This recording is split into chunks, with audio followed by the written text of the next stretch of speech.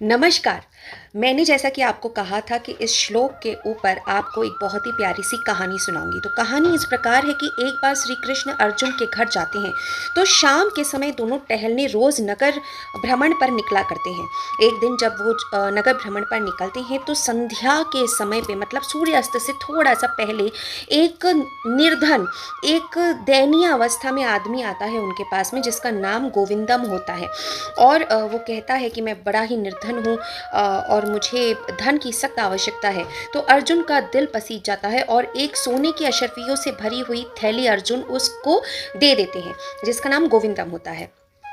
अब ये पूरा घटनाक्रम एक चोर छुपके से देख रहा होता है। तो जैसे ही गोविंदम अपने घर के रास्ते में जाता है, एक ऐसी सुनसान गली होती है जहाँ कोई आता जाता नहीं, वहाँ पर वो चोर गोविंदम को लूट लेता है। वो अशर्फियों की थैली लेके भाग जाता है।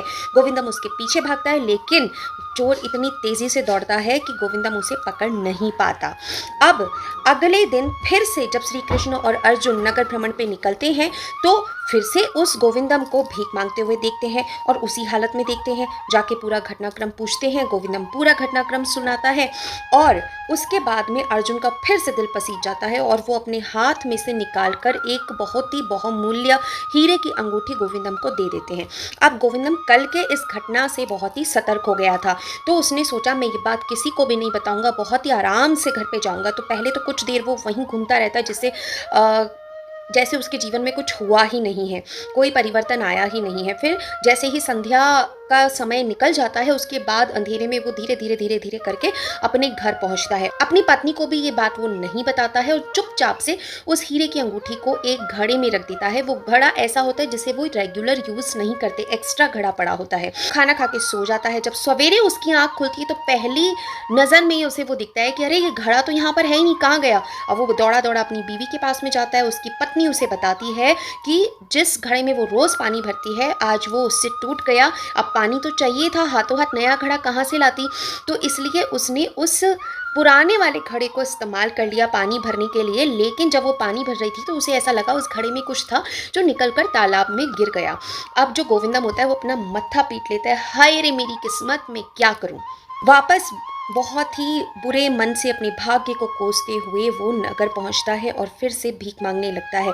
अब की बार वो श्री कृष्ण और अर्जुन को आते देखता है, लेकिन उन्हें देखकर वो मुंह फेर लेता है। इस पर श्री कृष्ण और अर्जुन दोनों उसके पास खुद चलाकर जाते हैं और उससे पूछते भाई अब क्या हुआ, अब क्यों तुम भीख मांग रहे हो।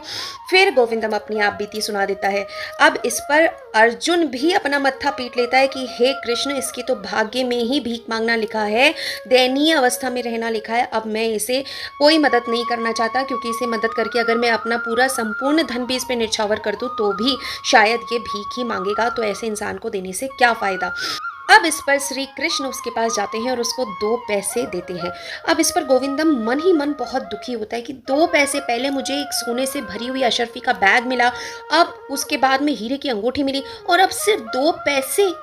लेकिन फिर वो, उसकी अवस्था इतनी खराब थी कि वो 2 पैसे भी खुशी खुशी एक्सेप्ट कर लेता है, क्योंकि उसके पास और कोई चॉइस ही नहीं होती।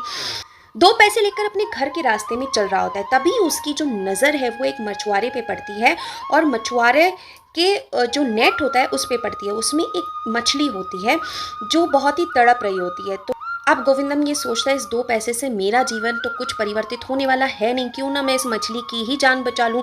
वो उस मछुआरे से मिन्नतें करता है, देख भाई मेरे पास तो 2 ही पैसे हैं, प्लीज़ तू इस मछली को वापस तालाब में छोड़ दे और ये 2 पैसे मुझसे ले ले। मछुआरा राजी हो जाता है, क्योंकि पूरे दिन में उसको कोई भी मछली नहीं मिली थी उस मछली के अलावा। तो वो 2 पैसे लेकर उस मछली को दे देता है। जैसे ही गोविंदम उस मछली को लेकर तालाब में छोड़ने वाला होता है, उसे उसकी नज़र उसके कंठ पर पड़ती है, यानी गले पर पड़ती है, जहाँ कुछ फंसा हुआ है।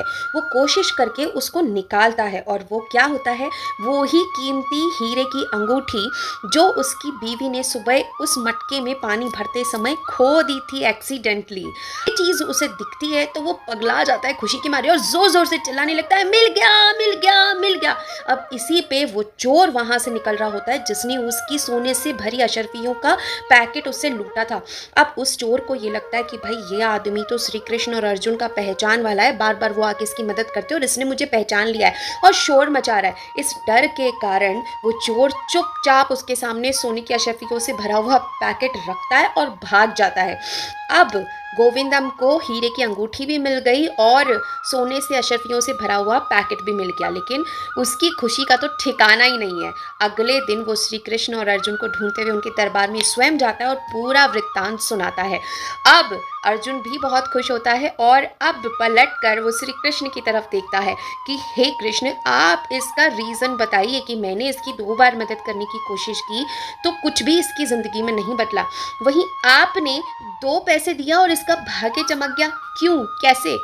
तो श्री कृष्ण इसका रीज़न बताते हैं कि पहली बार जब उस अशर्फियों से भरा हुआ पैकेट मिला तो उसने सिर्फ अपने बारे में सोचा कि मेरी गरीबी मिट जाएगी, मैं ये खरीद लूँगा, मैं बड़ा मकान बना लूँगा, मेरी बीवी को कपड़े दिला दूँगा, ये कर दूँगा, वो कर दूँगा। दूसरी बार जब उसे महंगी कीमती अंगूठी मिली तब भी उसने सिर्फ और सिर्फ अपने बारे में ही सोचा, किसी और के बारे में नहीं सोचा। लेकिन जब तीसरी बार उसे 2 पैसे मिले तो उसने अपने से पहले किसी और के बारे में सोचा, किसी और की पीड़ा को महसूस किया, इसीलिए उसका सोया हुआ भाग्य अचानक से जाग उठा।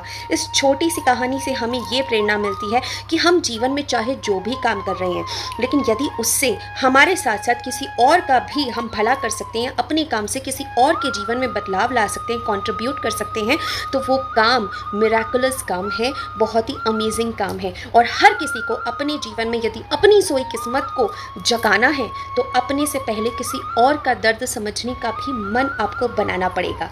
हरे कृष्ण।